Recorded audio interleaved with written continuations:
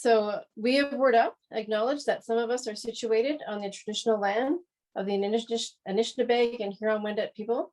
Word Up is dedicated to honoring Indigenous history and culture and are committed to moving forward in the spirit of reconciliation and respect for all First Nations, Métis, and Inuit people. We share in the heartbreak of all those impacted by the discovery of children in unmarked graves in residential schools, giving this acknowledgement deeper significance. So tonight, I welcome you to Word Up. If our work contains characters with disabilities, it's important to get them right. So tonight's panel, characters with disabilities in fiction. Since some of our greatest real-life heroes are not able-bodied, like Rick Hansen and Terry Fox, we can aim to develop thoughtful stories and acknowledge and include them. We join three panelists, Emma Pivato, Cami McGovern, and Celie Quest, to discuss how to best do this. So Colleen is unable to join us tonight, who usually handles the panel. So I will start off, then open up the floor to your questions at the end. First, we ask that we all come with from a place of respect. Please mute your mic during the panel to avoid feedback and interruptions, and you'll have an opportunity to ask your questions at a later portion. We'll start with our authors, who will introduce themselves and their work. Celie, do you want to start? No, I'd rather go after somebody else starts. Thanks. Okay, who wants to start? Just a 3-minute introduction. Okay, there's only 3 of you. One of you guys has to go. I'm happy to, but Emma, let you know this group better. Why don't you start, and then I'll go after you, unless you'd like me to. Am I unmuted now? Yeah, okay? You are unmuted, yes. Okay. Well, my name is Emma Pivato, and I started out life on a small farm in northern Alberta and then spent many years in a small town, so I have a different take on city life. I always wanted to be a psychologist, and I was pushing along that path when I had my 3rd child, who is profoundly disabled. I was actually working in the area of creativity and giftedness, and that's what my PhD dissertation is in. But I had to do a hard turn, a U-turn, to focus in on disability issues because I soon saw that the system did not really provide all I thought it was possible to provide for people like my daughter. I also began to realize that the term disability is absolutely huge. And when we use it, we don't know what we're necessarily talking about or who we're talking about. So we have to be careful with that term as well as a whole bunch of other terms. So now Alexis is 43. It's been an interesting life. It's affected us all in various ways, my 2 other children and my husband and myself. So there's been some downside, but there's also been a lot of upside. And we've kind of created our life around her, and we're quite happy. Are my 3 minutes up now? Oh, I forgot about the writing part. Yes. I published my first novel in 2013, just about the time I was retiring from the university. And I'm now working on my 9th. I prepared a memoir over the last few years, and it's coming out sometime before Christmas with Guernica. It's called And Along Came Alexis. I did a book many years ago about Alberta stories of families raising children with disabilities and how it affected them. And I've done various other articles and so forth. So that's it, I think. I'm happy to be here, and I'm happy to meet you all. It's really funny and nice because I haven't been involved in a writing group, and I've kind of been writing in a vacuum all these years. So this is really great for me. Thank you. Wonderful. Cami, do you want to go next? sure. I think this is a group where everybody is a writer. Am I correct? And it's sort of a sharing, yes. So my story is that I kind of came up through the MFA program, and it's probably parallel to what happens in Canada. And I took forever. I got my MFA probably 20 years ago, and it took me forever to get a book published. And there's no explanation for why I stuck with it as long as I did, or at least it felt that way. It was probably 15 years.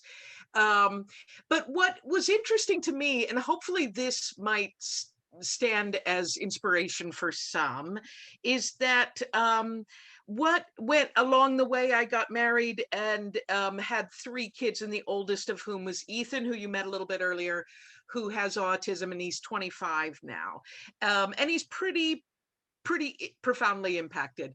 And somewhere along the way, I was reading kids' books. So I did get adult books published and novels, and that was one that was pictured on the flyer, Eye Contact, when Ethan was very young. And I wrote an adult mystery that has a little boy with autism witnesses a murder. But that's actually a 13 or more year old book. I don't know when it was published. It was a long time ago. But what ended up happening is that I was reading a lot of books to my kids and realizing that disability was never portrayed in the 2 things I was learning is that kids' books are really much more interesting. They are tremendous. It's a tremendous field, and there's so much exciting. They were so different than I remembered them. And so I started to get really excited, and then I started to realize there's not, or at least at the time that I got started on writing these, there was not a lot of characters with disabilities, or they were always a sidekick, or the central story was the disability as the issue. And the one thing you learn when you are parenting someone with disability is, or one of the first things or early things, is that the big shocker is that's not the problem in their life often. It's that it's getting on with other things, or it's that's the given in Ethan's life, and his friends and the people, they want what the disability isn't the main issue. It's finding love. It's all the same issues that were going on for other people. So my proposal, I started writing middle grade, this ended up being my first book. It's called Say What You Will, and it was probably it's a young adult book about a girl with cerebral palsy who it's a love story.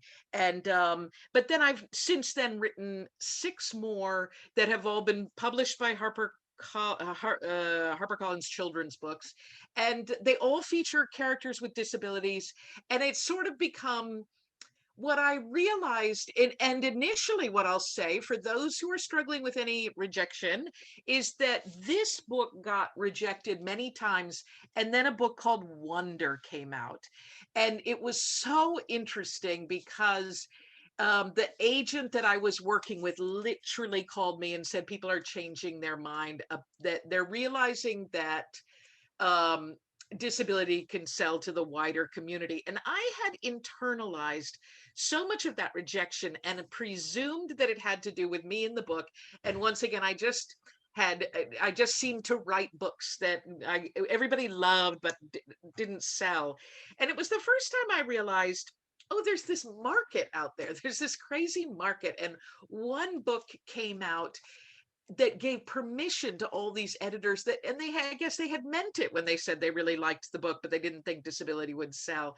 So there's something about, hopefully I represent a hopefulness, because now these are part of diversity movements, and I sit on panels all the time, and this is another community that needs to be represented. And I'm actually a weaker representative because I'm a parent, but I can speak to what the value and what this is given, and what I see from Ethan's friend group and his world. And we ended up starting an after-school center for kids with disabilities.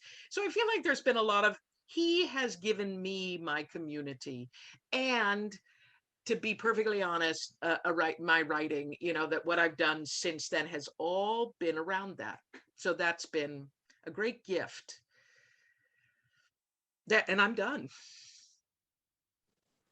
Excellent. And that's why you're at the right panel for us Yes. this evening. Yes. So Celie, give us a little information about yourself and your writing. Sure. So thank you both. Well, thank everybody really here, but thank you for both panelists introducing yourselves so far. For myself, I am originally from the US. I've been based in Montreal just over 4 years now. I did live in the San Francisco Bay Area for over 16 years, so that was very influential for me as far as both a lot of just kind of arts focused community and a whole a literary scene and history, but as well effectively the ground central for the disability rights movement of the US. And so getting coming of age in that environment in the Bay Area as I did was just, yeah, quite formative for me as far as multiple communities and politics that I aligned with. So yeah, I'm transgender. I use the pronouns she instead of she or he, and here instead of him, her, or his. I am also disabled personally, and I have had many different kinds of disabled people in my life since coming to finally recognize myself as such and as part of that community at this point fully a bit over 20 years ago. And yeah, so I did experience certain kinds of what I would call medicalized experiences, stigmatizing since youth, since childhood, but didn't entirely recognize that I could use, the framing of disability as something that applied to my life. I just felt kind of on the periphery of it for a long time. And I'm open to talking more about that as we go along. But as far as other writing-based work that I've come into, both my parents worked in theater, so I did grow up backstage essentially, and I was also raised by other adults because theater is a group, it's a community endeavor, and so essentially all my role models were working in arts in different ways, performing but also writing based. A person who was essentially my surrogate mom, I would say, or surrogate aunt, was a published poet, playwright, etc. And so I was lucky in that I was encouraged early from youth, and the adults who were raising me were all modeling, pursuing of their own commitments to arts and taking that seriously. So it's something that I would say I was lucky to have been encouraging as well. I ended up finishing my undergraduate degree in San Francisco in performance studies and also gender studies. I came out with a thesis performance work that was a full-length script called Crooked, specifically to do with some autobiographical but kind of multi-character, multi-persona explorations of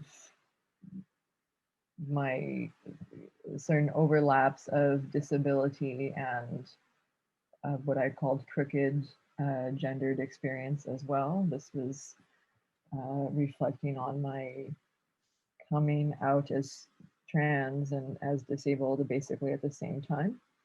Um, so yeah, I had the opportunity to develop that further with an artist residency at an arts center in San Francisco. A couple of years later, I presented as part of the first ever International Queerness and Disability Conference that also happened to convene in San Francisco a couple years later, but it did bring people from the UK, from Australia, from Canada, from some other countries as well.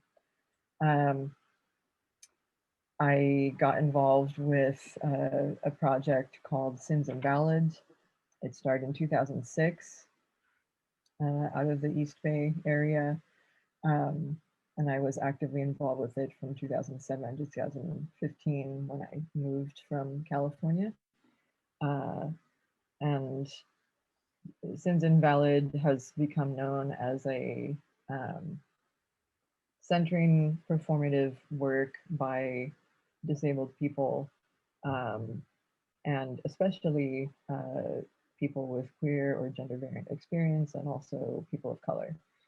So I was a minority as far as being one of the white participants with it, but very grateful to be active with this group, which brought forth the leadership of Sins Invalid brought forth some ideas around disability justice as a concept to consider a bit distinct from disability rights. And so I've been very moved and motivated by my work with this performance-based group since the mid-2000s. Since being in Canada, I also have I wrote up environmental assessment that went into Toronto's Buddies in Bad Times Theater's Rhubarb Festival production this past February. The production was chosen to occur within a print book format this year in order to not invite people to figure out how are we going to navigate online or in-person performance work. And so it's something I was glad to be involved with as well. I've been active with the Quebec Writers Federation based out of its office in Montreal for a few years now, and developed, most of my writing at this point is actually more play script focused. I am pretty theater involved, but I also have a practice in, I would say, especially flash fiction, short fiction. I am working on some longer short story work now, maybe going to a novella, as well as a handful of poems that have been published here and there, essays and nonfiction as well. Really glad to join tonight. Excellent. You've all been very busy writers doing great things. So let's start the panel. So the first question is, what are the worst assumptions, cliches, or offenses writers have made when creating characters with special needs? Do you want to start off, Cami? Well, we're going to switch up who we start off each answer with every time. So, Sure. I would say when I started writing about autism, Ethan was born in the throes of what was considered this huge explosion of autism diagnoses in the country, and there's a lot that's not understood of why autism was quadrupling in the he was born in 1996, so starting in the late 1980s.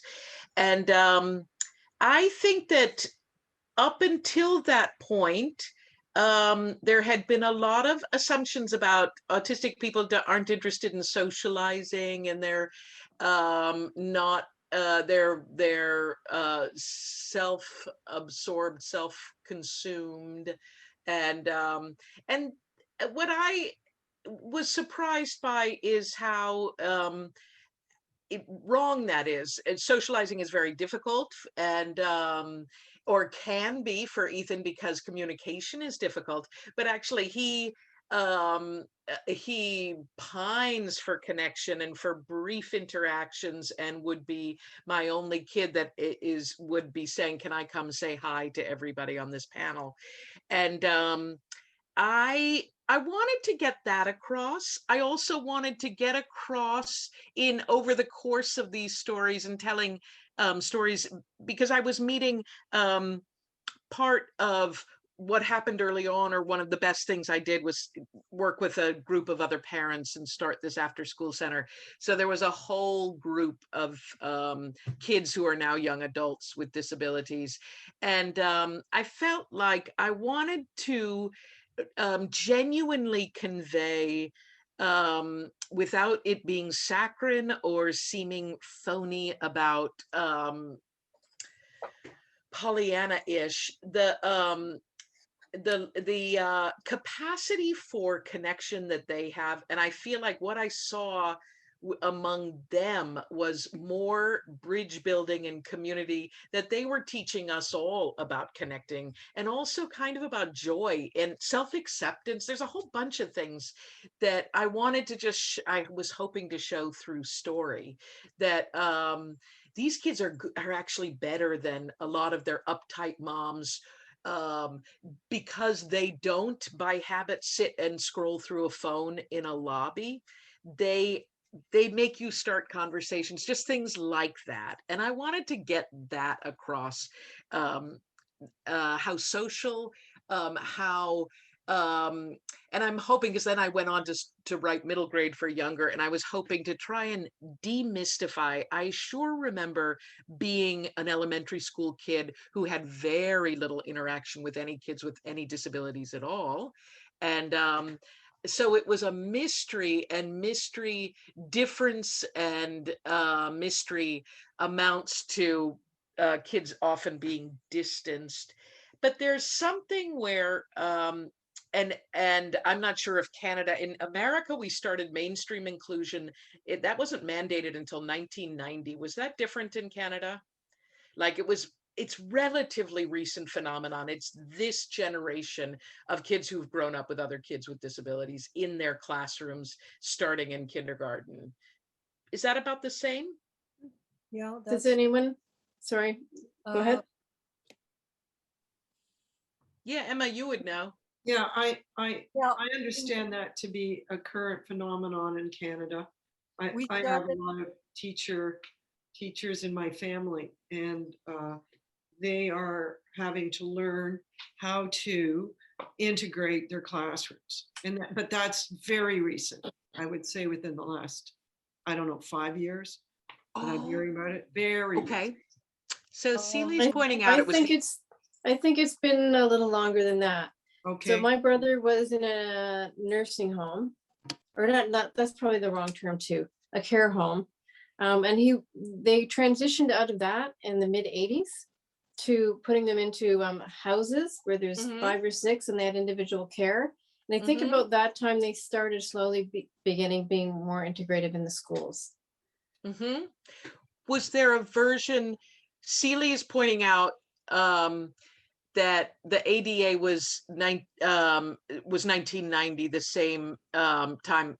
Wait, does ADA come at the same time as IDEA, which is what got kids into the classroom in America? And what's just important, or at least my revelation, is this is all really recent.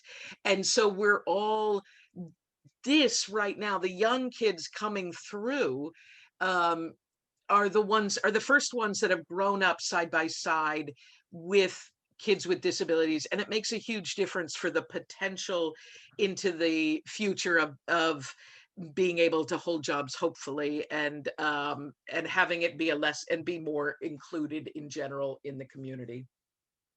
So that's what was the original question, was what were things that there were a lot of misconceptions, because so little was known about disability, because they had been so separate. They had been educated, at least in America, starting in the 1970s, they had to be educated, and this would depend upon the severity of the disability, but it was often fine for the schools to do that in a church basement, separate classroom, separate facility. So I never, ever knew anybody with Down syndrome or autism I never saw them in my schools. So that's a big difference now.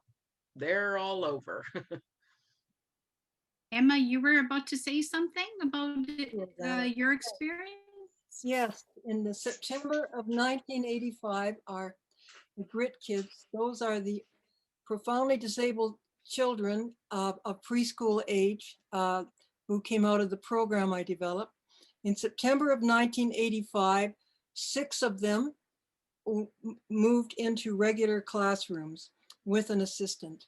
And they were the most profoundly disabled. So you'd think they would be the last to move in, but in fact, in a sense, they were the first. Why? Because they had their own assistants who could take a lot of the pressure off the teacher. And after that, it gradually got to the point where that was a pilot, and Alexis carried on in the public system. A couple of years after that, because of the high cost of supporting such individuals, the public system here decided that they would not take anyone whose parents supported the separate board, that is, who were Catholics. So we were excluded, as was a good friend of mine and other people I know. And we had to start over in the separate system and convince them to do the same thing. So in 1987, they started with our 2 children in regular classrooms. And it's gone on from there. It's been up and down, but that is the history of inclusion in regular classes in Edmonton, Alberta. You had to be a pioneer, it sounds like. That was a real fight. Oh my gosh. I don't use the word pioneer. You know what word I use? Star Trek Voyager. Going where man has gone before. Yeah. Or human. Well, and good for you. So then maybe you can take us to the worst assumptions, cliches, or offenses you think writers have made while creating these characters. Well, I would agree with Cami in the sense of the worst assumptions. Which number was that? Number 3? Are you still on number 1? I think that's the We're first still on question. number 1. Okay. We're still on number 1. Yeah. Well, we of course, Cami said some very interesting things about people who are autistic. And the people I've talked to who are artistic, by the way, are quite happy to label themselves as autistic. They resent being labeled as someone who is challenged by autism or some other ridiculous workaround phrase. Just like people who are deaf, they do not object to being called deaf. They object to being called hearing disabled. They see themselves as having their own community of signing. They object to being forced into cochlear implants so that they can learn to speak like normal people. They have their own culture as they see it. So there's a similarity there. The thing I would say though is, again, the words always bother me because I know lots of people who are autistic, but I don't guess they're going to be the same people that Cami necessarily knows. My people have all got what would be called pervasive developmental disorder. That is, yeah, they're autistic, but that's practically the least of their problems. They really have very significant cognitive impairment and other issues going on that really limit how they can interact. Now, in terms of how we see people who are labeled in one way or another and how we tend to judge them, just one concrete example is people with Down syndrome. And I have a favorite character that I developed based on a good friend of mine who's unfortunately passed away. Anyway, one thing that all people with Down syndrome have in common, and believe me, they are as different from each other, and that's the same with people with disability. You can't just put a label on them. They're all different, just like we're all different. Anyway, one thing they have in common is the undersized jaw. And what that means is their tongue is too big for their mouth. And what that means is they cannot articulate their words clearly. And what that means is that there's certain sounds they can't even make. So they have to figure out how to work around it. And their way of working around it is very often kind of telegraphic speech, because they're very anxious for people to understand them, and it's very hard for people to understand them. So they figure out words that are easier. For example, my friend used to say, "Me like that." And she was a grown woman, and so that sounds kind of babyish, right? But the reason is because it was hard for her to say I. I takes a lot more muscle work than me. Me is really easy. You hardly have to care where your tongue is. And so we tend to think of people with Down syndrome as understanding less or thinking less than they actually do, because they're so limited in their speech. And I'm sure you could make the same statements about people with autism in different ways, as Cami has done about the whole business of them being non-social or even antisocial or whatever, when in fact it's just a matter of being bombarded by information and having to process it and not being able to all at once and not being able to screen out what's irrelevant. And so they end up appearing to withdraw, but just like any one of us would do if we were totally overwhelmed. If you were standing in the middle of a blizzard and it was pelting you in the face all the time, you'd want to withdraw from that too, if there's a similarity there. So in terms of the original question, assumptions, it's just seeing people as less than they are.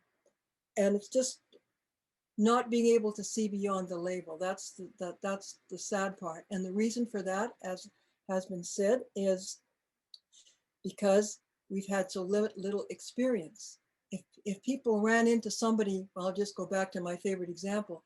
If they knew in their casual life and in their social life, half a dozen people here and there who had Downs, they'd begin to see that, hey, they're not exactly all carbon copies of each other. So that's my answer. Sorry it was long-winded. No, that's a good answer, and I think it taught us all a few things. Celie, what are the worst assumptions, cliches, and offenses writers have made when creating characters? What do you think? Well, that our lives are just dreary and not worth living is really problematic. And it's not something that I am necessarily observing that many fiction writers trying to, run with that idea nowadays, but yet things like the Hollywood film Me Before You, and there's still many, within the last 5 years, like still a lot of current kind of putting forth of like actually really dangerous tropes about it being, after all, better to sacrifice one's life, not try to hold any abled person back, because disabled existence is actually so terrible. And so this kind of the defaulting to, someone tragically or heroically dies. That's a problem. We need to actively be writing narratives that undermine that thinking. I want. Okay, I'm kind of jumping to some other questions, so maybe I'll hold back on that. But I guess I would also say I actually think that the idea of framing needs as special at a certain point is not helpful, and I feel like there's an argument to be made that every human, every single person has an individual experience at a certain point and has qualities that are unique and that are special. And the way that the language of special needs, as it's as it's come to be known in this context, it's a way of referring to conditions of disability while being shy about just directly saying disability, and kind of associating an idea that we can't talk about certain things in a mature way, I suppose. So yeah, I feel like that's it's a bit of it's an unnecessary assumption at this point, and that it is maybe more helpful and more respectful to use that kind of framing or phrasing. Yeah, I think in a just it's related, as Emma said, um, to considering that every every person who I know, and that's, you know, people who I don't personally know as well, but people who are kind of putting themselves in the public sphere, if they're on YouTube or they're you know, being quoted on blogs or other social media, who identify as autistic. Um, they're they're generally in agreement around embracing the term of autistic, and you know, yeah, rather than going with phrasing of People first. yeah, right. Like Mhm. for myself, I'm autistic as well. I came to like adult recognition of that. It took really a long time to understand that I actually do show up on the spectrum, but you know, that's alongside my other cognitive disability and physical disability experiences. So in any case, um, I I think yeah, kind of a first assumption that it needs to be challenged is that our lives are kind of you know, not worth living, but also one being that there is that much of a uniform pattern. I mean, the other panelists have also said that there really is such huge variety. You know, it fits when you have the phrase that can be applied to other groups of people as well. When you've met a disabled person, you've met one disabled person. It's, you know, no one of us can be representative for this really wildly spanning group. So yeah, just not to assume a kind of uniformity of our experiences as well, or Yeah, really that's of our sorry, of the that's language that people prefer. sorry, that's fair enough, because there are a lot of disabilities. And when I was a kid, I mean, it was still being kind of hid in the closet, you know. Mhm. So there have been some good changes. So let's move on to question 2 then. Can I Um, just can I just interrupt to just chorus Sure. one thing that Celie said, which is that pointing to the Hollywood movies representations is actually really important. And I wouldn't have understood how damaging, like the movie that that you pointed to, Me Before You, is somebody is trying to, has been paralyzed and is trying to commit suicide because they've been paralyzed. Is that right? yeah. Okay, that's the kind of the old me would have actually liked the romance of this, the teenage me. And I think there is still a lot of romantic notions where disabled people are taking on certain just sort of extremes in Hollywood fictions and they aren't true. So that if you're looking Mhm. for the truth, that's the one area it's not happening correctly yet too often. And that it's really important that the areas that can depict truth about disability is books and plays and theater. I mean, I actually think that's really true. Having known like the little kids books and the YAs that I've written have all been trying to find their way to Hollywood. And you, oh my God, the things you hear of these people saying, can we soften this disability? Can we have her be more verbal? Can we do this? And they never make it to the screen. And I just now feel like, oh, let's skip that whole business. It's really quite profound and important. I wouldn't have seen why that was so, or understood why it's so damaging, and now I do. I mean, I remember from Million Dollar Baby, what was the Clint Eastwood movie, and I remember thinking there's something wrong about this, that the happy ending is but not the profundity of it. Okay, I just wanted to add that. Good point. No, that does actually bring us to question 2, which is how is characters with special needs or disability how they've been underrepresented in fiction in the past and what is changing. So it sounds like some things are not changing. We've kind of answered that. So what is the best way to support that change? Do you want to keep going, Cami?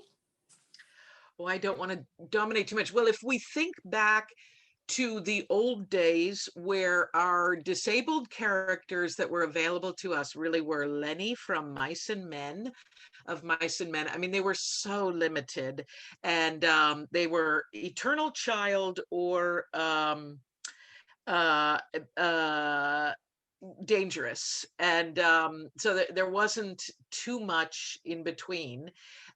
We've got so much more of a spectrum now, and it's partly, we've got such a wider pool to choose from. So it's partly because the disability experience is so much wider now. And so I feel like it's happening in books. I read tons of great depictions now, and the world needs more of it, and the world seems to be more accommodating and accepting of it, except for Hollywood.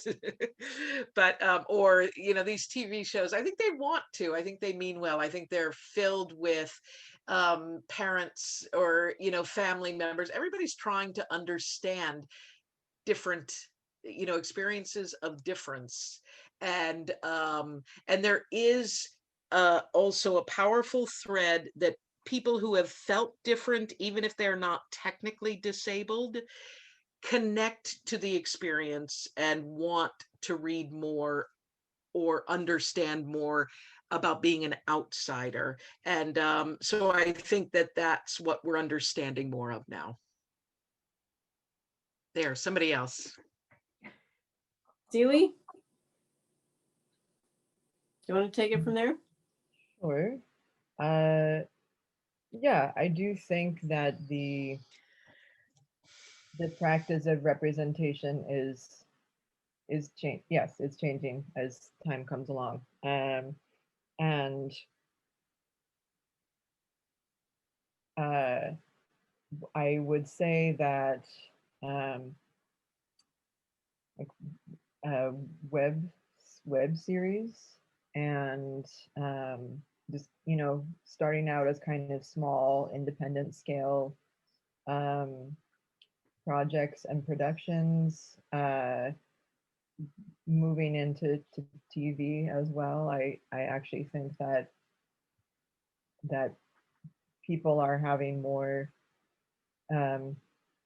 room to put out kind of fresh, nuanced depictions in these contexts, and more ideas are getting transmitted to some kind of video based project, are coming from people doing serial fiction. Sometimes people even kind of starting in the fan fiction space. There are disabled writers who have been writing their own kind of you know, fantasy takes on adapting some like popular fiction that they're a fan of, and getting some more of their own you know, representation that's accurate for them out, sometimes just to, again, kind of smaller communities. But this is it is gaining overall momentum, I would say.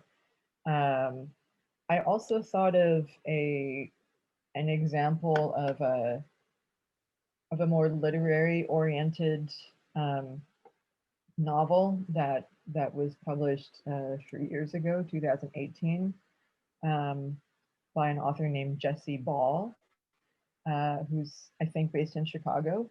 The novel's called Census, like a number taking census that you do.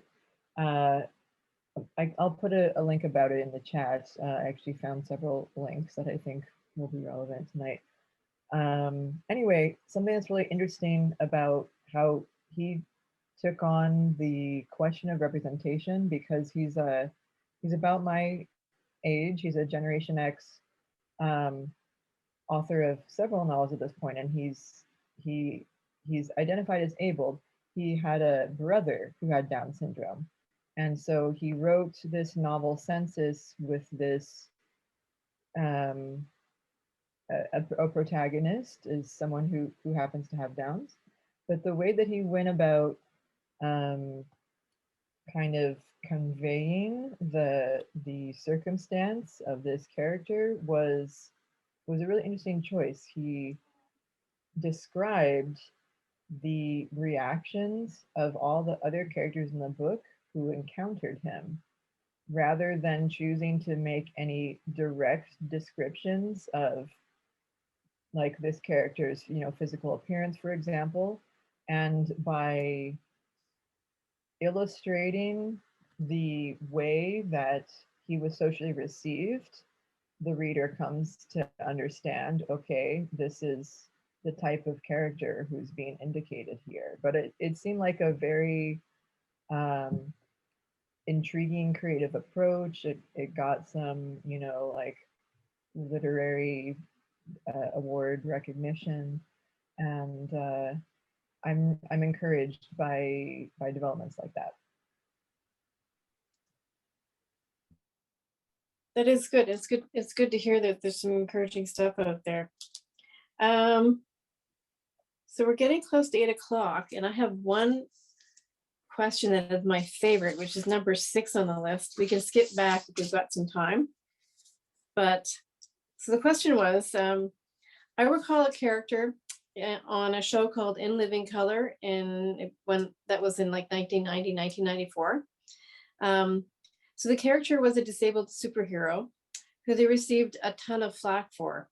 I loved it because I hadn't seen a disabled person portrayed as a hero at the time. They were always the tragic figures. So like Tiny Tim or Quasimodo. So are there any disabled superheroes that you love, and what is your recommended reading for us? Why don't you start with Emma? Okay, Emma. This is the one question. Oh, that was hard. It was hard for me. I'm so sorry. That's okay. I guess you might not like my answer. I don't know how I feel about this idea of creating or embracing a disabled superhero. Our general concept of superhero is someone with exceptional strength, speed, endurance, and with unbelievably quick reflexes. This does not fit with any of the disabled people I know, and it skips right past the notion of accepting them for who they are. The disabled person I most admire is my own fictional character, Roscoe, who, despite his label of Down syndrome and the fact that he would perform very poorly on any cognitive test of ability, demonstrates an unusual level of wisdom and generosity at times. He is based on a real-life friend of mine who had Downs and sadly passed away a few years ago. That's all I got. And that's a fair answer. I mean, the reality Yeah. is none of us have these superheroes. None of us are invisible or flying or any of that stuff. Seeley? Well, I have, yeah, a few thoughts about the question. I haven't been that much of a superhero follower either for, since childhood, I guess. Uh, I I will shout out one that was just a favorite of a friend of mine with cerebral palsy who uses a motorized wheelchair. Um, he was just especially fond of Professor Xavier, who I believe is one of the Marvel characters. I never watched any of that stuff, so I couldn't you know expound further. But um, I suppose just the fact that there is a character who uses a wheelchair, uh, and who's still considered within this kind of cool pantheon as Professor Xavier. So I could mention that person, but yeah, I also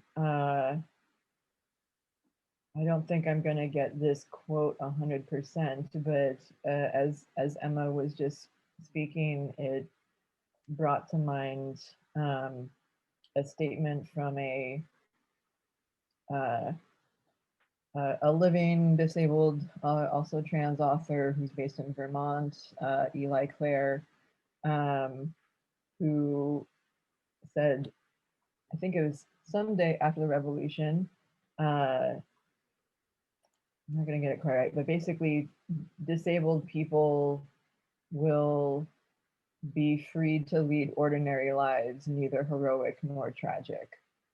Oh, that's perfect. Yes, it is. That is perfect. Just be Cami? I can just lean in because nobody's mentioned El Defo, which was a really lauded graphic novel about a little girl who is deaf. And I remember loving it, and I can't remember the whole story of it, but people loved it, and it's great. And she's deaf, but she flies. I feel like she's flying on the cover, and it's great. So there's and it was for elementary age, and I think it won several of our awards, like a Caldecott or something. Okay, but the interesting thing that sort of picks up on what Emma was saying is, if we think about our most famous physically disabled person in America was for so long Christopher Reeve, who went from Superman to quadriplegic, and he then became such a mixed figure, and it's maybe important for people to know, because he continued his whole life. I mean, noble as he was, and one hates to ever complain about that, but he was fighting for cures, not, and we might as well just sort of mention this part of it. He was always putting all his money and he enraged a corner of this world, of the disability activist world, because he didn't use his power to sort of say, how about let's get curb cuts, let's get access, let's get and he said, no, because I don't want to sit in this wheelchair forever. I'm going to walk, I'm going to be cured. And it's a very important distinction that is faces all that all disabled activists are now sort of talking about, acceptance versus. So I think that's what Emma was getting at, is we don't want to be different than we are. We don't want to be cured or medicalized or say this life is. We want to be able to have access to the same life. And I think it's taken me a long time to understand that. And somehow the reading about how angry people were at Christopher Reeve for not taking on the other fight explained it to me in a way, because it made some sense that in to a certain extent it was a fairly fruitless battle for him, and there was Superman sort of fighting a fight that it was unwinnable. And so let's fight for, the better access for us all, I guess. That's a really good point about Christopher Reeve. Yeah. These are all really good answers too. Lots of depth. Okay, so let's get back to number 5 then. How is world building influenced when there are characters with physical or disabilities in general? The world building when you're writing fiction or whatever. Who wants to start this one off? Well, I have a little problem. I'm not entirely sure I know what you mean by word building, but you'll see if my answer answers it or not. I really like this question, assuming that I've understood your meaning correctly and can put my own twist on it in my response. In our school system, because of the need to develop individualized learning plans for students facing different cognitive and sensory limitations, we've come to understand that we all are different in how we learn, in the speed at which we learn and the style at which we absorb new material. Also, computer learning as a way to facilitate this type of individualized instruction has been a major tool for disabled individuals for some time now. So during the pandemic, when group in-person learning was no longer possible for periods of time, we were able to quickly devise computer-assisted learning programs. And although we still have a long way to go, I hope and believe that the talking head teacher, as well as some of the recent educational fads, are on their way out. And I think it's in part due to what we have learned in the special education field. And I think that's important. But then I want to jump on my own particular hobby horse, and it really relates to what Christopher Reeve didn't do. My God, if I could have had him on my side. I've struggled for, since Alexis was a couple of years old. And since I was told, oh, she can never do anything, don't bother trying to toilet train her, it's pointless.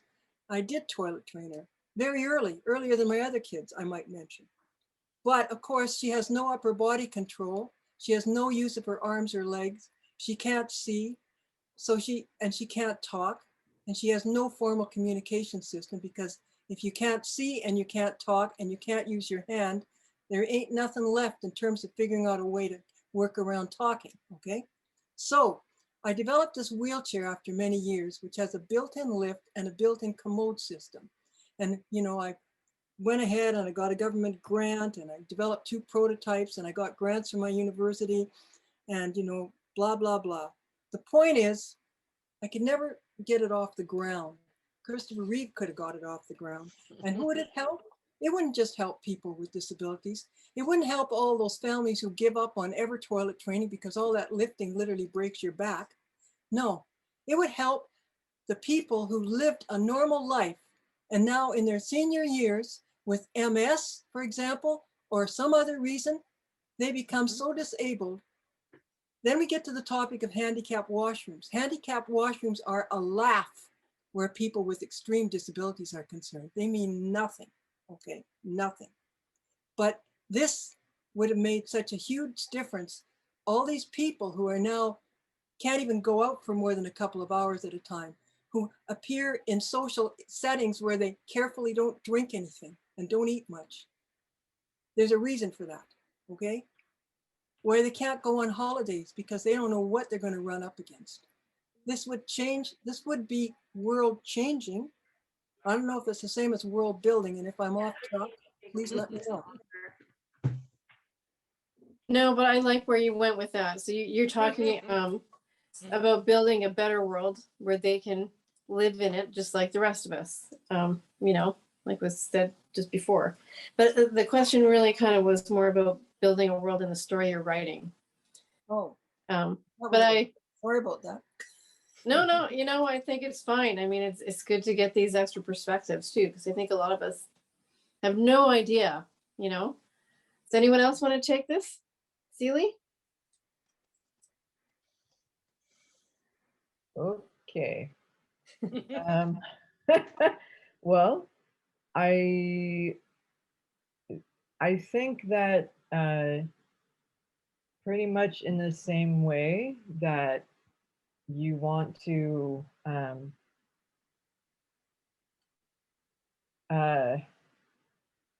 create a sense of uh, of multidimensionality in any of your characters. You don't want to create just okay, this is the stock cutout villain who shows up and is represents like just a uniform kind of villain note, or like characters that just hit one note. To so yeah, you just want to think about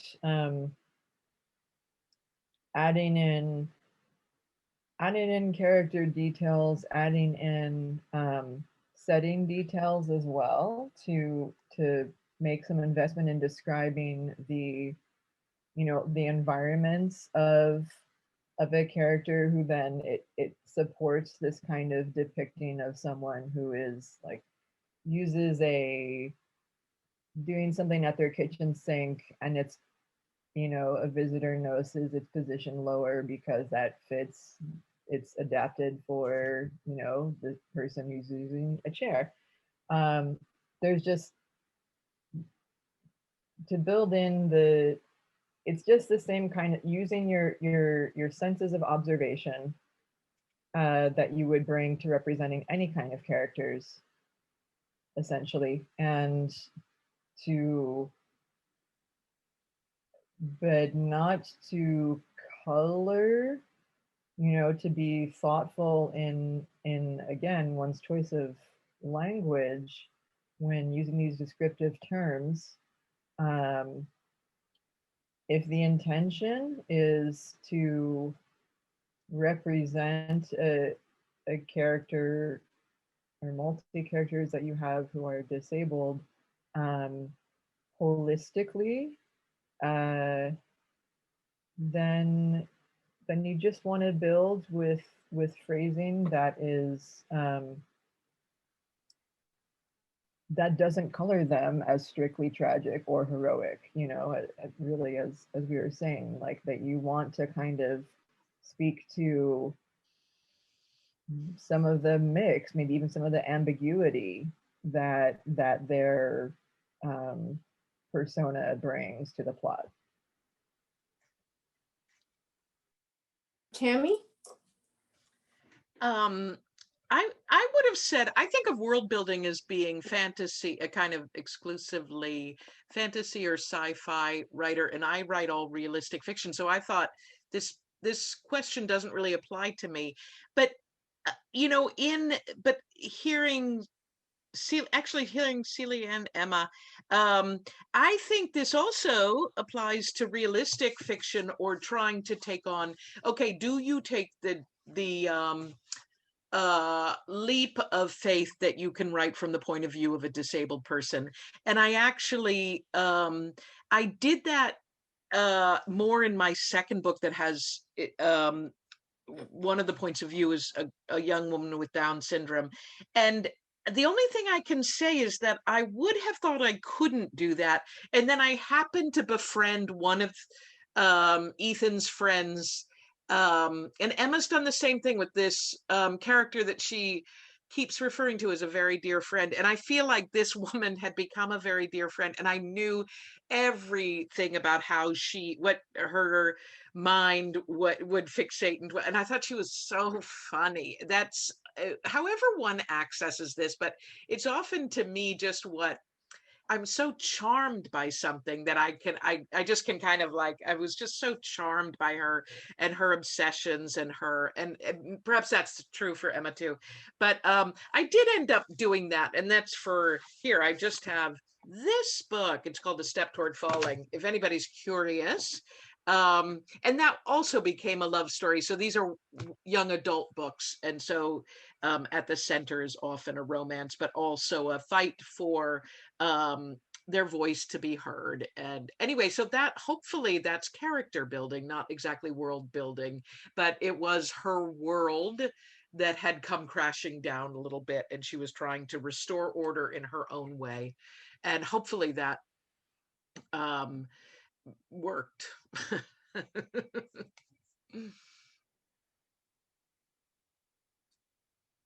Well, lots of insight so far. So now we're going to open up the panel to our audience.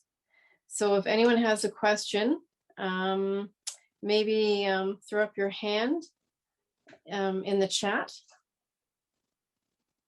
First one I see can ask. Put my glasses on so I can see it. Anybody? I know we have a few pretty good authors in here. Well, I'll just say, first of all, thank you all for your perspectives and insights and revelatory comments. You know, I think it's great. And I think even as a former teacher, I think it would be great for kids in elementary and high school to have some instruction in this, you know, in creative writing and the different opportunities and challenges and you know, literature that's out there that can you know, that can mean something to them. Because I mean, over the years I've taught children who've had siblings that with the disabilities, and you know, I think it's important for kids to have representation in all areas, you know, middle grade, even, and I'm seeing that now too with picture books, middle grade books, young adult and adult. So that's really, really good. And it, you know, I think that also it has made me more wanting to be, uh, you know, including more fiction and reading material that depict these characters and their realities. So I do want to thank you, and I will be pursuing that in my own reading, you know, materials.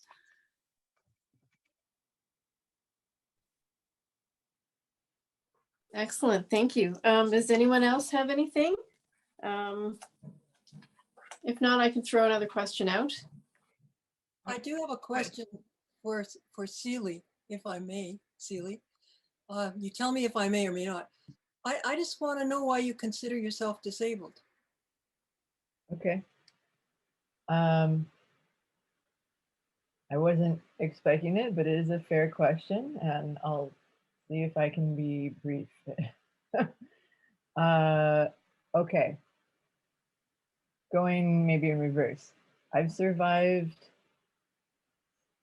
3 major, especially 2 of them at like really serious car accidents, and so I'm lucky to be alive in terms of, you know, from the last one, which was 10 years ago. I was in the hospital 15 days, then out of work for 6 months following. I have a new tooth. I have like a brace here in my wrist and the leg fracture, like all the things. So major head injury from that, and a lot of impacts. But I also had, yeah, I survived a slightly less serious, but still significant prior car accident as well. And so there, I would say I've sustained in adulthood at this point, maybe actually like 5 concussions, and kind of like 2 of them in particular were quite serious, and then like vertigo and dizzy like that for months and so on. I have scoliosis. I had a brace that was from my neck to my pelvis for 2 years as a teenager.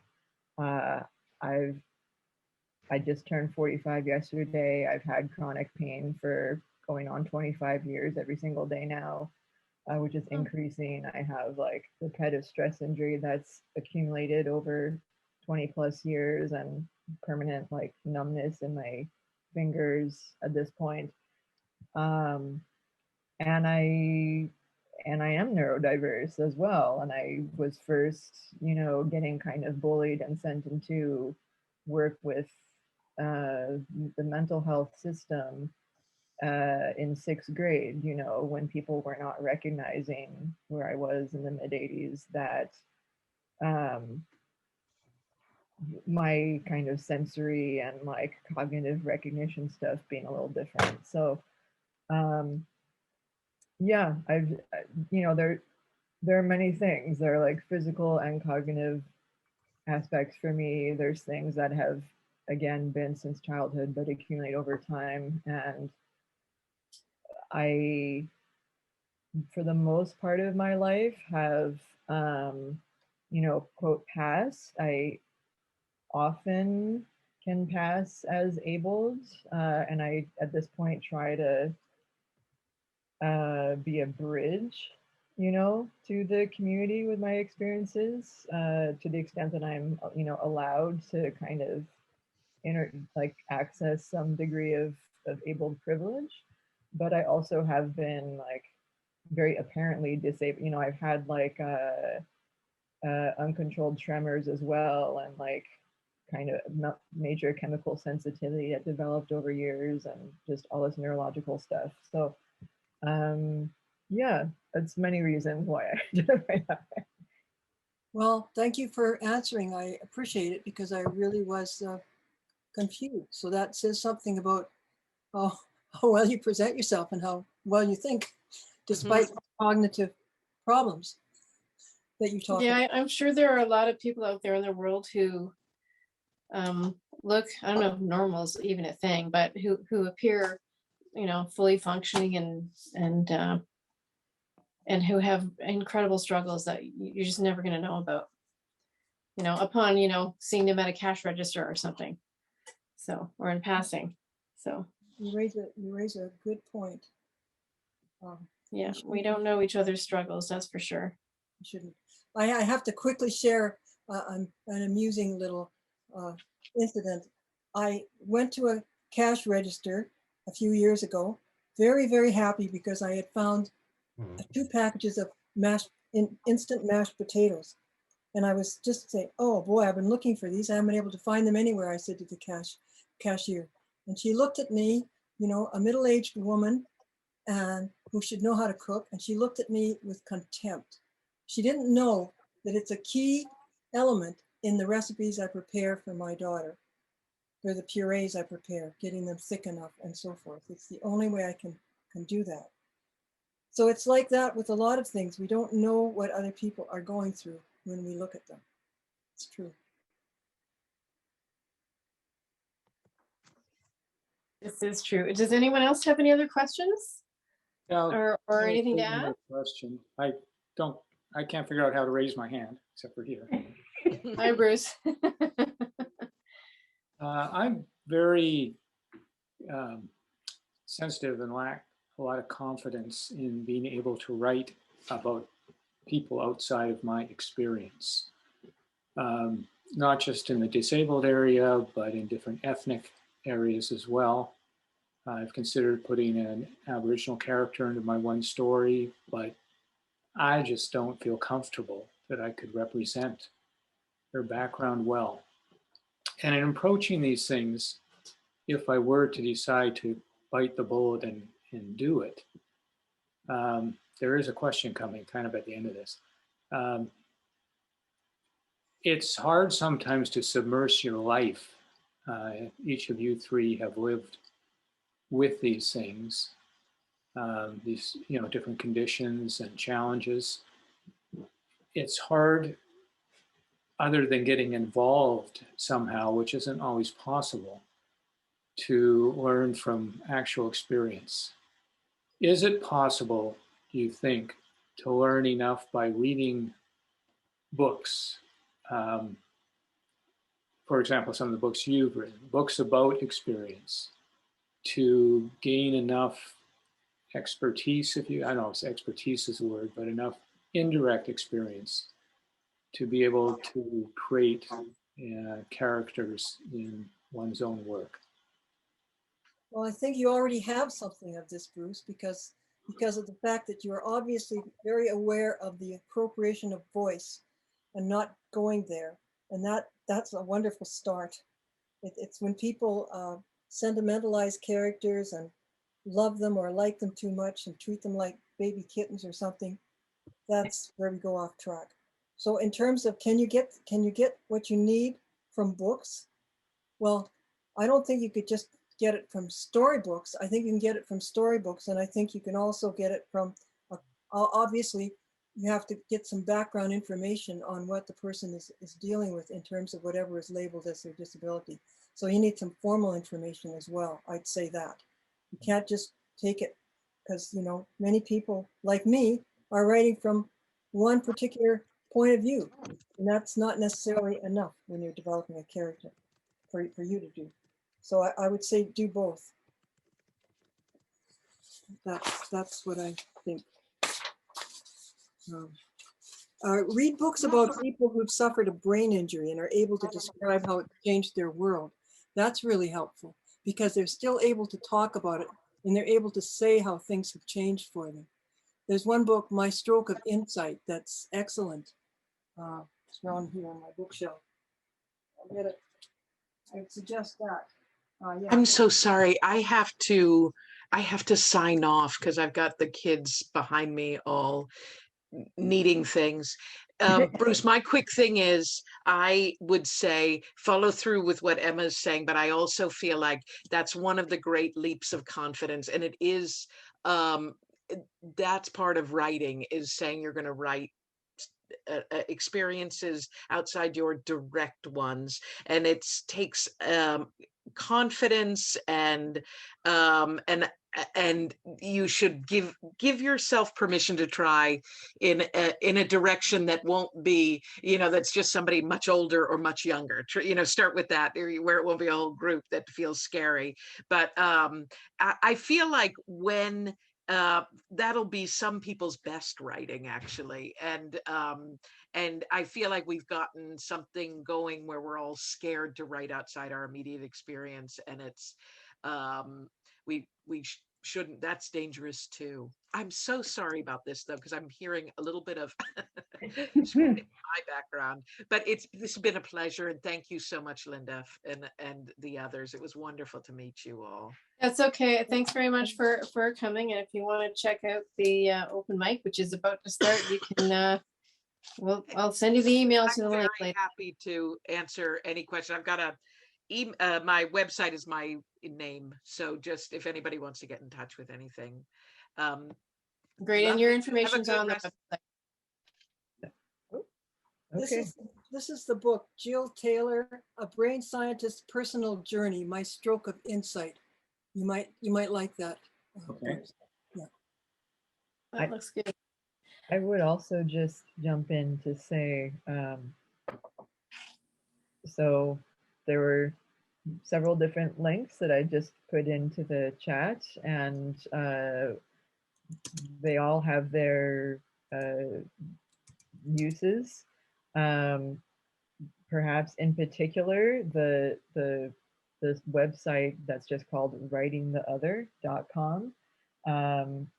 There was a page on there specifically for suggestions on respectfully writing characters with disabilities for, you know, when you're a writer who's not disabled. But there's quite a few other resources that they have at that larger website as well. Writing the Other, it's led by racialized female authors, and I would recommend checking it out. There's similar resources, but some a little bit different, not just overlap in the earlier links I gave too. Thank you. I will try and grab those links and put them on Facebook when this is over as well. And maybe the website also. So we're at 8:30. So we've had, I think, a great panel with some I think, very helpful insights. I think the only thing I could probably add to that last question, Bruce, is volunteering. You can go and volunteer Now I'm curious because I think there's a group in Barrie that has been called the Association for People with Special Needs. So, and I think that's probably why I thought that was the correct term, Celie.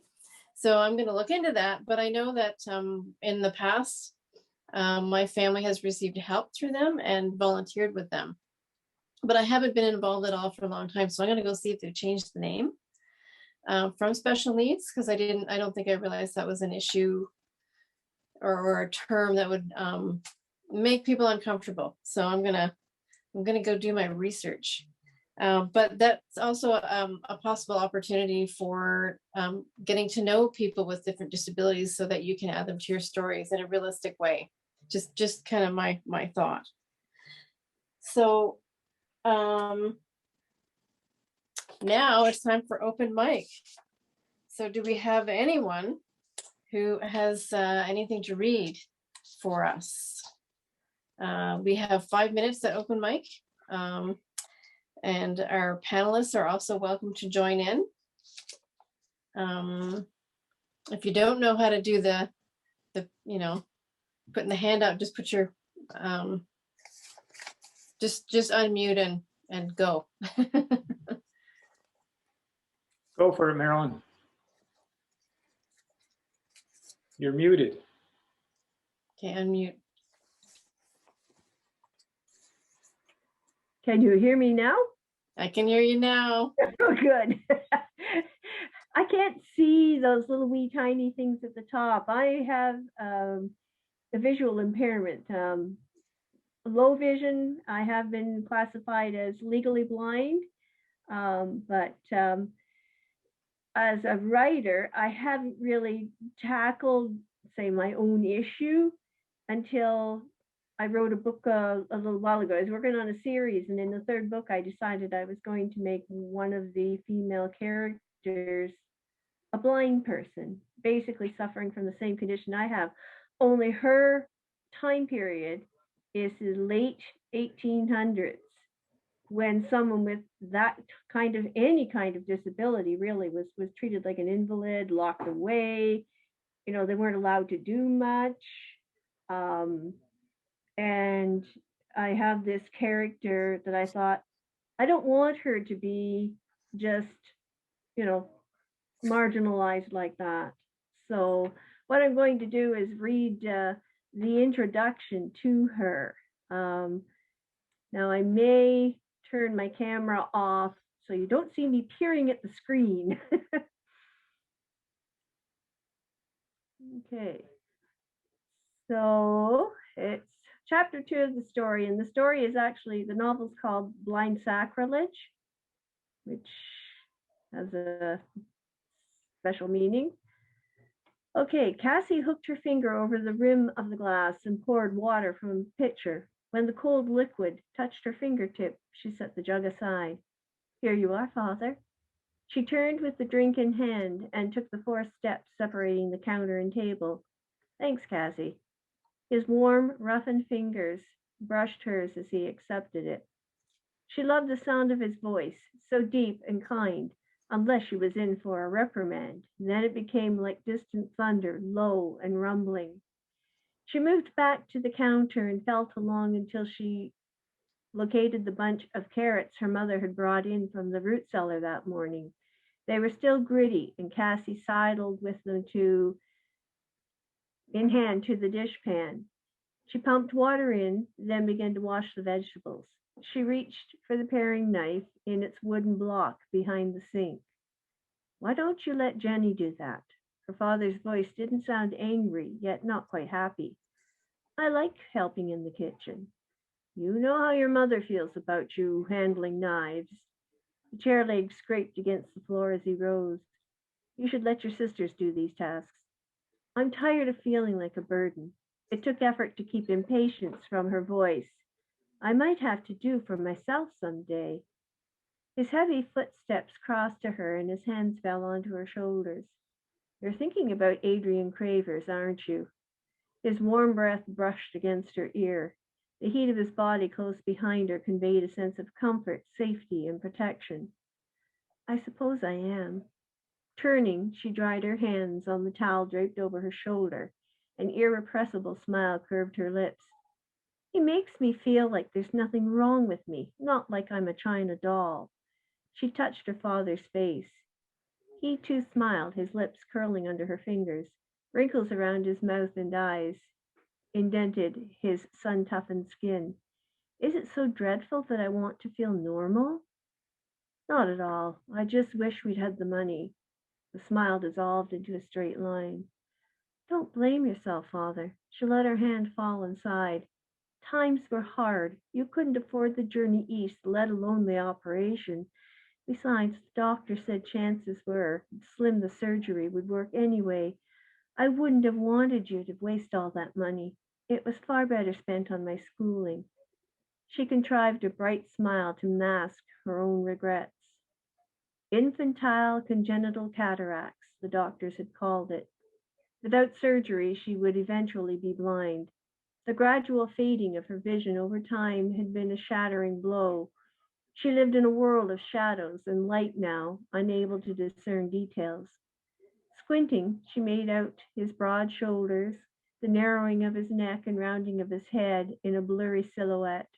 She couldn't see his features, but knew his hair was black. Her few years of sighted childhood had left her with the memory of colors and shapes. She supposed that made her lucky, at least when people talked about how green the grass was, or how blue the sky, or the beauty of a rose. She could envision the color and form. Is the lumber yard busy? She made her voice cheerful as she turned back to washing the carrots and potatoes. Fairly. His steps moved away, and the heavy fabric of his jacket rustled as he put it on. I'd better get back. Thanks for the biscuits. And you take it easy, young lady. The back door thumped shut behind him. Cassie shook her head with a rueful smile, as if her whole life hadn't been one long admonishment to take it easy. She dried her hands again and moved to the table to sit down. Supper wouldn't be for another 2 hours, and none of the younger ones were home from school yet. She supposed it would be best to leave the peeling and cutting for Jenny or their mother. She'd throw a fit if she caught her blind daughter wielding a knife. It didn't take much to throw a mother into a tizzy. She viewed Adrian's visits with something between suspicion and trepidation, but Cassie welcomed his attention. She leaned her chin in her hand, remembering the first time Adrian had let her see his face. His skin was warm and smooth under her fingers, except for stubble on his chin, lower cheeks, and above his upper lip that betrayed his early morning shave. His jaw was square, his lips full and grinning as she explored his features. He had laughed as she ran a fingertip down his nose.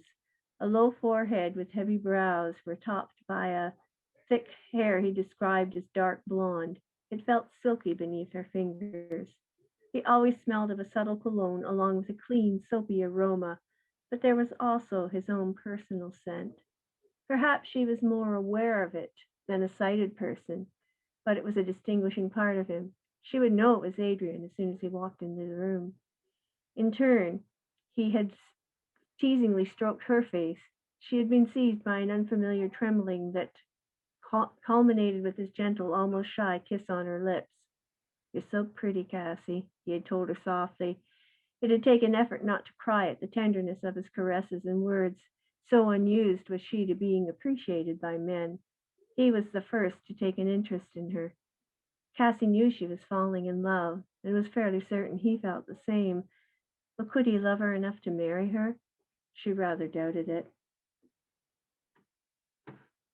Now, there might be a bit in there that seems sort of cliche, but it's also truth.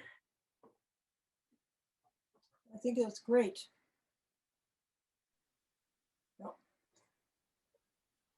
Excellent. Yep. Yeah, as a blind person myself, or low vision, low sighted, I've done a lot of things that people have been quite surprised at. Like right now, like I self-published my first few books, and I literally started out self-publishing right from the point of printing to actually binding my own books. And I had a friend who had somebody that picked up a book one day, and she said, "Oh, this is a really nice book." She said, yeah, a friend of mine put it together. She even bound it herself, and she's blind. So I kind of went, okay.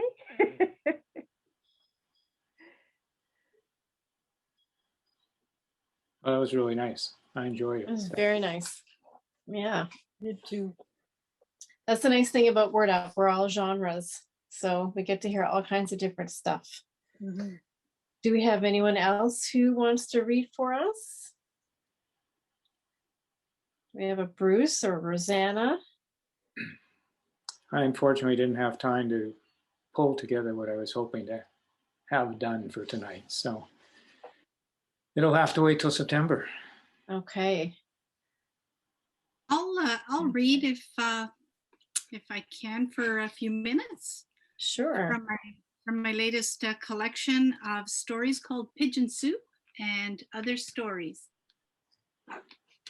And this excerpt is from a story called Black as Tar. It's a coming of age story about 10-year-old Jack, who experiences the prejudicial sentiments of a new neighbor whose son he has befriended. Set in the 70s, this story describes how Jack's limited worldview is punctured and expanded as a new consciousness sets in. Okay, so here we go. Something about Robbie's mom made me uneasy. The only time you really saw her was on Sunday morning when she was on her way to Mass at St. Anthony's Church. Robbie walking beside her with slumped shoulders. She was never out having coffee or tea with the other ladies or getting groceries either at Albert's Meat Market or Gatchel Meat Market. Nor was she tending her garden. Unlike most of the Italian immigrants in the neighborhood, she had no garden. When she and Robbie moved to our street in May, it must have been late at night, as nobody saw them or a moving truck. My mother went over with a freshly baked lemon loaf the next afternoon to introduce herself to the new Italian family. Mom had stepped out for groceries in the morning and had caught sight of them outside. They were talking in the same language as some of our other neighbors. I stood back shyly on my front steps and watched my mother knocking and waiting at their side door, her red apron still on over her paisley dress. After about 10 knocks, the door opened and all I could see was a flash of blonde hair and two slender arms reaching out for the lemon loaf. I expected my mother to disappear into their house for a while, but the door promptly closed, leaving my mother staring at it for a few moments before shrugging and returning home. It didn't take long before Robbie's mother became one of the favorite topics of conversation between my mother and her circle of friends. Sometimes I could hear them when I was playing marbles with Howie in the backyard. From the screen door that led directly into the kitchen, their voices floated toward me, speculating about the new neighbors. Where was her husband? Did she have a husband? Why did she keep to herself? Why did she move to Sudbury? Why was it that you only saw her when it was time for Mass? Even then, she always appeared a minute or two into the service when all eyes were turned to the altar. And why did she never go up to receive communion? It didn't take me long to figure out that Robbie's mother didn't like me, even though she allowed her son to come over and play. For some reason, he wasn't allowed to come inside my house. When I went to get him one day and was about to knock on the door, I heard her speaking to Robbie in a way that sounded like her teeth were clenched.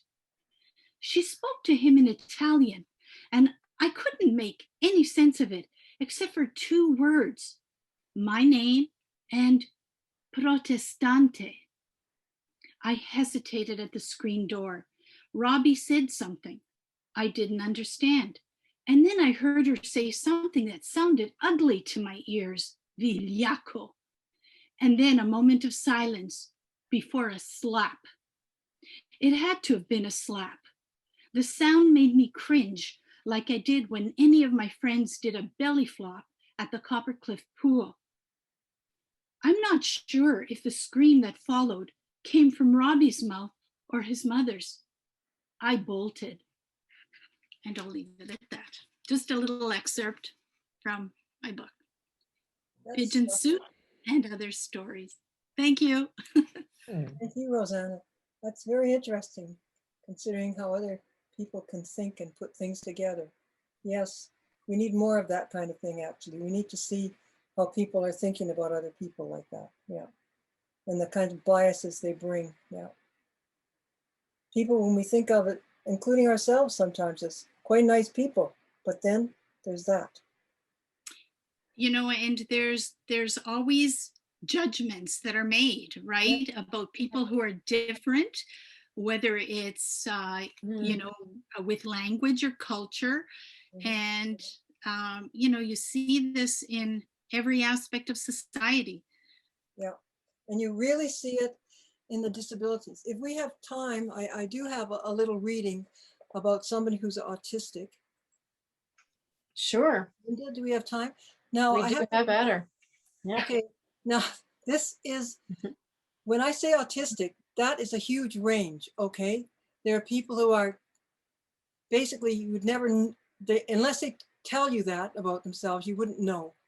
You wouldn't know the difference between that and a certain level of social anxiety, which a lot of us experience, okay?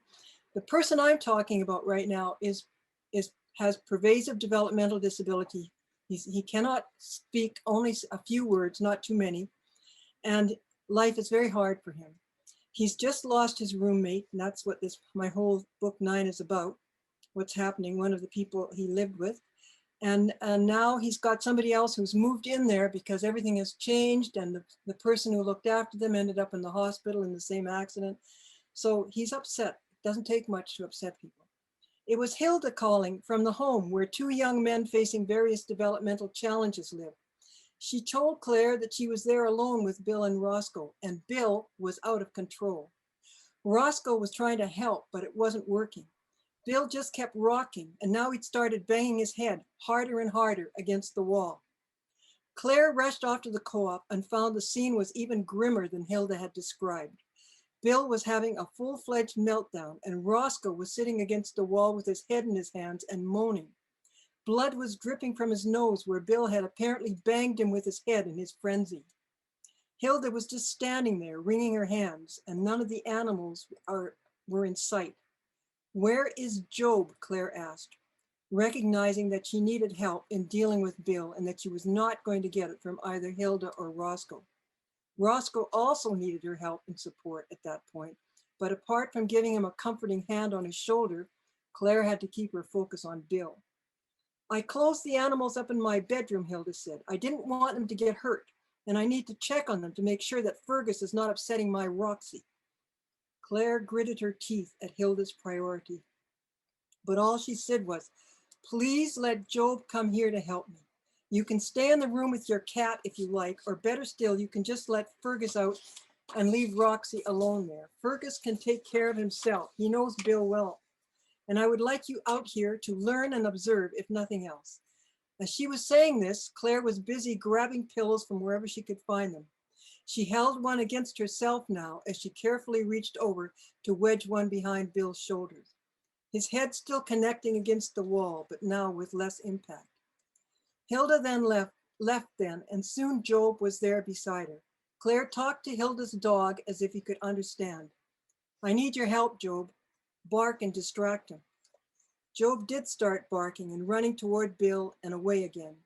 It did help to break through the self-hypnotic trance in which Bill had placed himself, and Claire was able to wedge more pillows behind him, and she noticed that his violent back and forth movements were slowing a little. Claire began humming and singing then in a low, slow voice about Mavis, the 3rd roommate in the home, who had recently died in a terrible accident. Bill had been very attached to his May, as he called her, and was going through a very rough time. "May, May, May, May, May, May, remember me. May say, May say, Bill must stay, Bill must play with Claire, play with Job. Roscoe hurt, Roscoe cry, Bill say sorry, Bill help Roscoe, Bill be good now, Bill know why, You'll know why. Job had stopped barking when Claire started chanting like this. He seemed to understand that he had done his part. As Bill gradually slowed down to a safer level of movement, Job approached him and began licking his hand each time it stopped moving. He would then back away quickly, giving Bill his space and protecting himself in the process. All this time, Claire said nothing directly to Bill, but just continued chanting softly.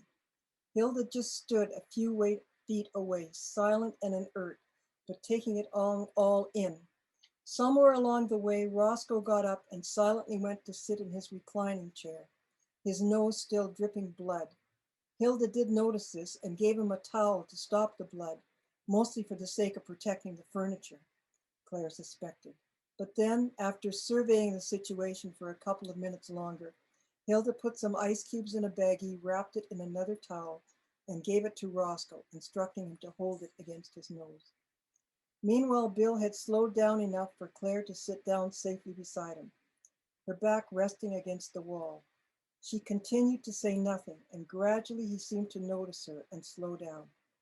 Job approached him cautiously, and when there was no reaction from Bill, he sat down quietly on the other side of him.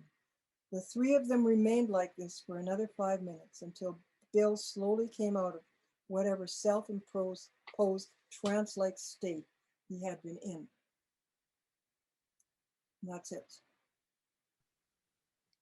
Thank you. Thank you. And I'm talking about somebody who is very, very, very disabled. He does not represent most people who would carry that label. But those are the people in my life that I've dealt with, both professionally and socially. So. Well, I'm glad you're sharing those stories, from that perspective. That's great.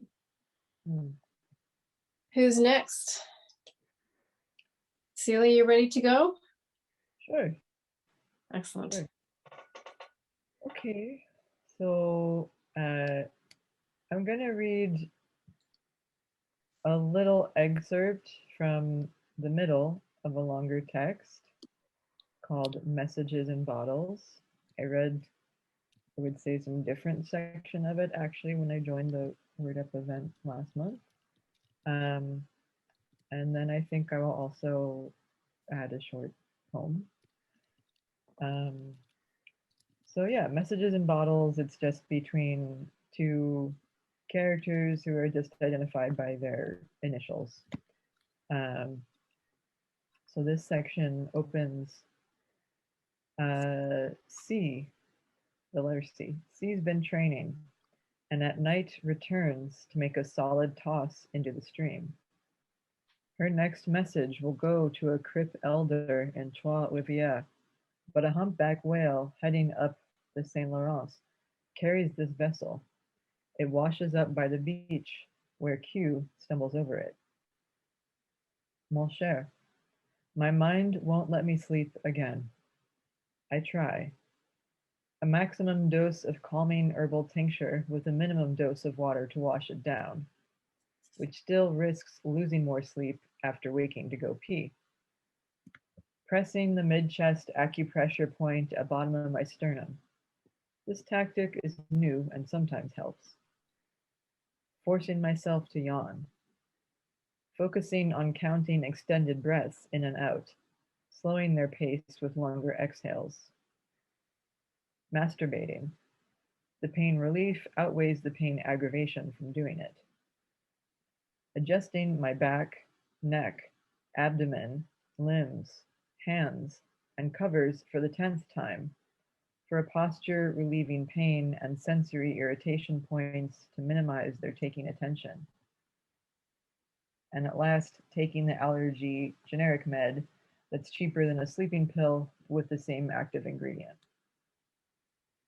I think I could also try setting up an MP3 or CD player to listen to hypnosis tracks in bed with earplugs in. So if I fall asleep while one plays, the plugs will already be there and I won't have to resist trance state to maneuver them. If I could find a power outlet adapter with a timer, that will silently turn off the audio player's power after a certain time. This will help for conservation and relaxing my OCD. Maybe you can help ask comrades of a source for this equipment. Often when I don't sleep enough, I'm contemplating other crips. Lately, especially a blind guy I met and introduced myself to last year. I've seen him at a few social events with a cane and usually a companion. After I said I like connecting with other disabled folks and he said to contact him through the phone, we've had a few calls, not often. Texting isn't good for me, but it's what he needs to start a call, and chances for quality talk time during limited day hours have kept slipping. The last time we spoke was a month ago now. He's a funny, friendly conversationalist. We talked mostly of enjoyed books and music, still just getting to know each other. He reached out to check in, and I instantly worried of his welfare during pandemic conditions. When we finally talked, he said he hadn't left his apartment at all for the 6 weeks of sheltering in place so far. I can only imagine people hadn't come in the apartment if he needed to keep that limit of viral exposure. You know, I can't risk infection either, but I at least plot times to go outdoors. But I'm also sighted. Maybe people speaking through masks affects enough of his capacity to distinguish speech that doesn't feel safe? I don't know. He's a bit older, a decade perhaps. I guess he's had food deliveries arranged, hopefully check-ins from neighbors. If he thought to call me after we hadn't talked in months, it's possible he guessed rightly that I haven't been well. Maybe he's a cripple helping cripples. After asking more about me and my social experiences, he asked, and what about dating? I said I didn't imagine it anytime soon. Since my last brief affair, I needed to focus first on stabilizing a job, as income worry made me less able to spend time on dates. Our call soon finished, and I felt loneliness through the phone. Perhaps my own, projected. He's not a millennial tech user, and Facebook and the like don't work well with screen readers. If his existing friends are mainly occupied scrambling for themselves with a global crisis, when will he have human contact at all, let alone romance? And just the short poem I'd like to add, just following that excerpt, it's called The Crooked Song. Crooked is the deepest thing I know it in the cells of my crooked marrow. Thrusting jut shifts to dimpled dip. One torso side's lippy curve before rut, the other's absence of a hip. There's no straight tunnel through which to see just what this crooked means to me. Nests and nooks of knots and twists, the angles in my plots, what's finer than this? Correcting molds, it's pushed on through, now crooked is my only true. The framework's interruption, the span of gap, chasms to cross before sense's resumption, a queer undertaking to read my map. And at end, you'll find only crooked tails in my wild, cunning, crooked entrails. That's it. Very good. And now that we know about your scoliosis, I feel like I know what that's about a little bit. That's really good. That's a good poem and good excerpt. Do we have anyone else?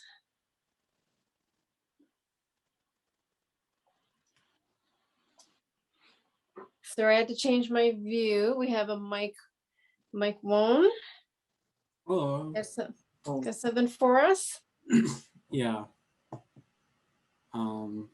So I just wanted to say that I have a mental disability. I don't know if I really want to get too specific with it, but also my mom is blind. She has retinitis pigmentosa. So I grew up with that. And a lot of times I was kind of taking care of her before I was even really taking care of myself, which was kind of a different experience. And so I have two books, and they're self-published. They are kind of like about mental illness, although it's not really totally specific in them. I'm just gonna read a short poem that I wrote. It's actually just kind of notes about a subject to almost like a writing prompt in a way. So I'll just read it now. Snow in motion, uniquely geometrical, unnoticeably windswept and swirling, as in formulaic as a fractal, but abstracted within a picture frame. To consider the sum of the night in the frozen precipitation, tally a grand place in your arms for friendships, for only a stretch of imagination. The truths of this assuredly oblique insolvency have habitated not in belonging, fractionally together into reveal its formulae forgiveness that do sidelong eyes in we couldn't timelessly pause, slushy as disconcerted waxing spring warmth taken for granted. So that's it. That's that poem. It's kind of notes. I can't find. There we go. That was it. Thank you for sharing. Thanks. Yeah, thank you. There's a lot to think about. Yeah, everyone's given us so much tonight. So Bruce doesn't have anything. Katie, did you want to share tonight or no? Not tonight. Okay, well, then that brings us to a close. And I thank all of you. I thank our panelists for offering their personal insights. I think this is the first time we've had this subject matter. And I think maybe it's probably worth a repeat next year or in the future. So thank you for your insights and your talent and your skill and teaching us. I'm sure you've taught us all lots of things. And I thank our word uppers for showing up, both repeating and new. So it's nice to see your tiny little faces on my iPad. Thank you very much for showing up.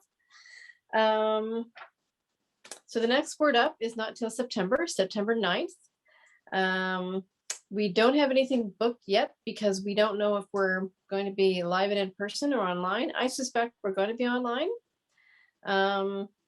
So look to our website for information at wordupbarrie.com.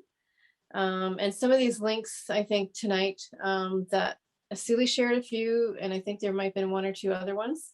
We'll try and get them up on Facebook and maybe we'll add a few things to the, we haven't added anything to there's a resources page on our site that we could throw them up there too. So we are seeking a new location for our in-live events, and I'm hoping we can do some sort of a hybrid in the future so that we can, maybe live stream or something would be kind of neat. But until such time, we're going to be online. So just kind of stay tuned. So we want to thank Rhubarb Media for hosting our website and Check Energy for hosting our Zoom, and the city of Barrie, who is also a major sponsor now. So thanks to all those guys, and thank you guys. You are the ones who make this an amazing event. So Thank you, Linda. This was very good. Appreciate it. Yeah, great. really appreciate it. Great. Thanks, everybody. Good night, everyone. Right. Thank you. Night. Take care. Have a good summer.